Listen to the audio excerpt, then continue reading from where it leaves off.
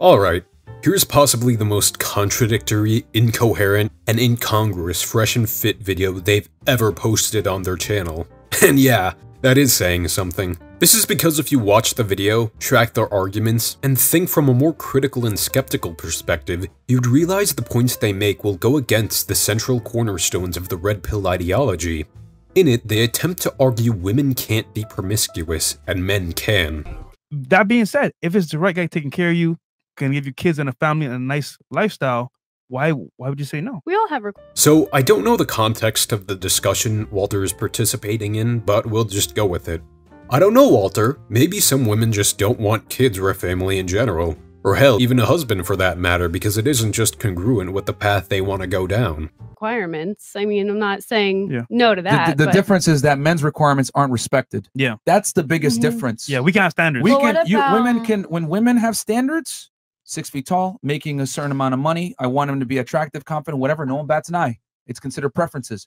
If I say I don't want a woman that's fat, obnoxious, masculine, or a hoe, people are going to shame me and say, how dare you? Says the guy who literally makes a living berating women on what men will and won't find attractive about them. The thing is, Myron, I don't think men's or women's preferences about what they find attractive about people are sexist in and of themselves, but the thing is, your entire grift consists of making fun of women for their body counts, whether they have a job, whether they'll submit to their husbands, whether they'll have kids, and you don't apply anywhere near as much pressure onto men whenever what women find attractive about them comes up.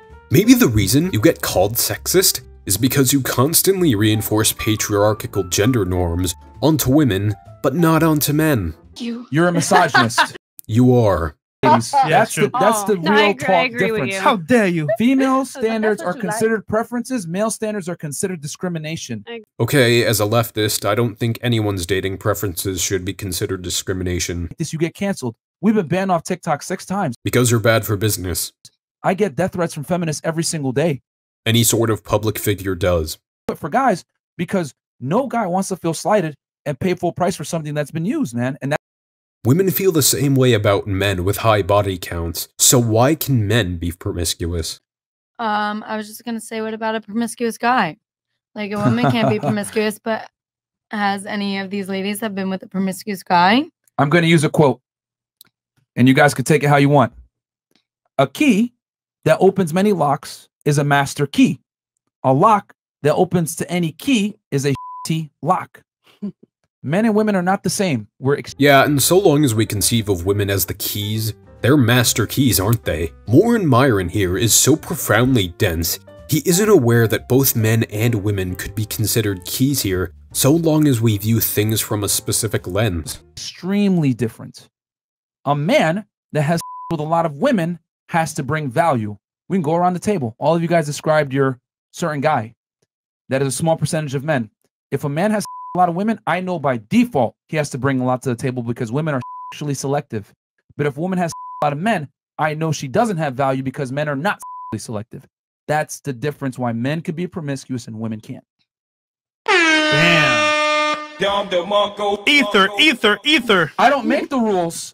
I just report them. It's not fair that you guys can get into nightclubs for free. It's not fair that you guys can sell feet pictures on OnlyFans and make $10,000 a month. It's not fair that once I inseminate inside you, Okay, so this specific section is so profoundly full of lies and contradictions of the red pill principles that I'm legitimately having a hard time figuring out where to start as I'm writing this script. First off, I agree that to get with someone, you necessarily must bring value to someone, but then again, why are women so easily able to get with men?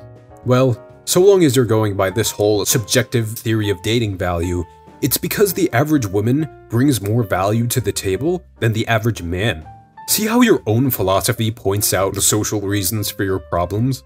The primary reason hooking up is easier for women is because men enable them. Not to mention the fact that there's a crucial semantic difference that's really going to confuse anyone who consumes your content past the surface level. That being the fact that there's a massive deviation in meaning between saying, here's why women can't be promiscuous, and why women shouldn't be promiscuous. Saying they can't implies men aren't so sexually selective to the point where they'll just be with any moderately attractive woman, which is the opposite of what both of us are saying. Saying they shouldn't is what you mean to say because you think falsely, mind you, that having a high body count as a woman degrades her value, which doesn't make sense not only for the reason previously mentioned, but if a woman has a high body count, why are so many men getting with these hoes? If she is losing value, why doesn't her body count go down as she gets with more people, instead of going up precipitously? And to my audience, I know what you're thinking, but I'm actually running out of holes to poke in their arguments because the entirety of their surface areas have been covered. I lose all reproductive rights. Life isn't fair. It is. Whoa, whoa, whoa, whoa, whoa. I find it ironic that the guys whose entire channel consists of bitching about how hard men have it are suddenly saying life isn't fair. Well, Amru, the next time you morons complain about something, I'll say, life isn't fair, get over it, happens to almost everyone. It is. But this is one of the few privileges that men have over women. There shouldn't be. We should have standards that are consistent with everyone. It's hard for men to have a lot of women. As a matter of fact, only about... Not when you're my ex.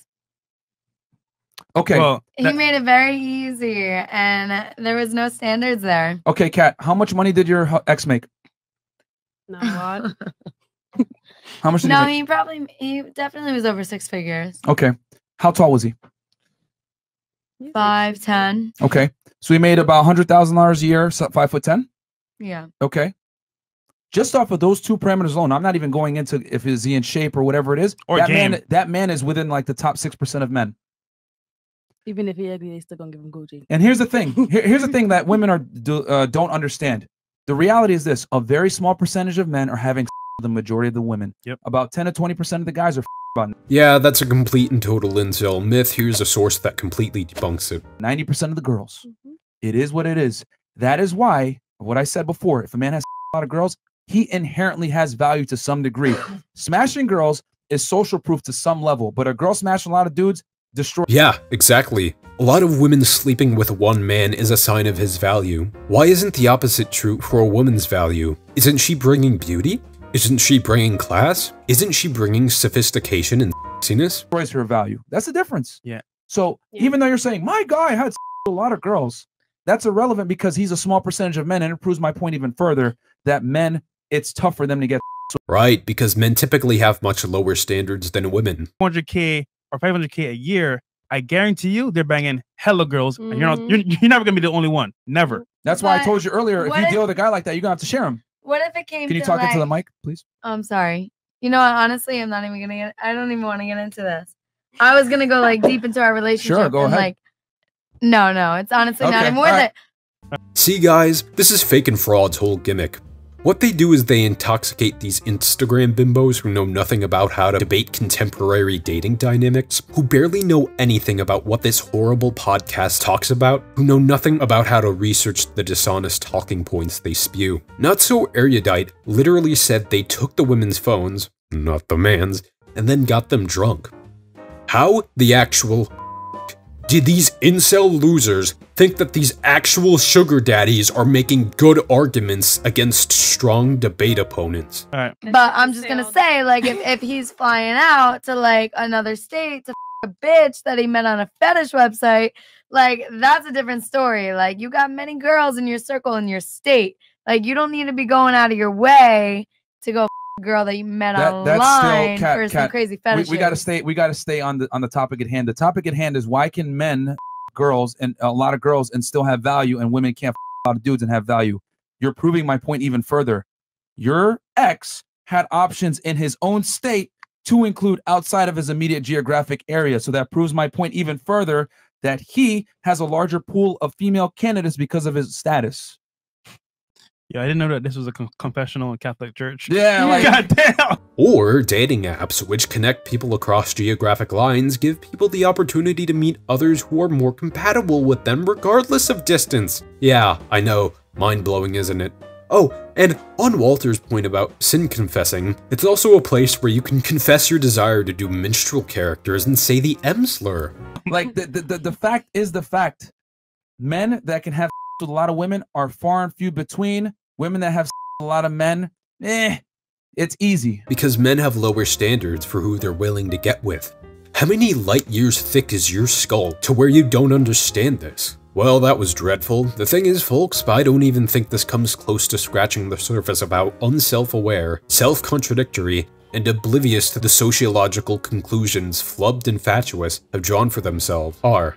Well, grifter's gonna grift, I guess. If this video gets 10 likes, I'll have another fully edited debunk video out within the next couple of weeks. Thanks for watching.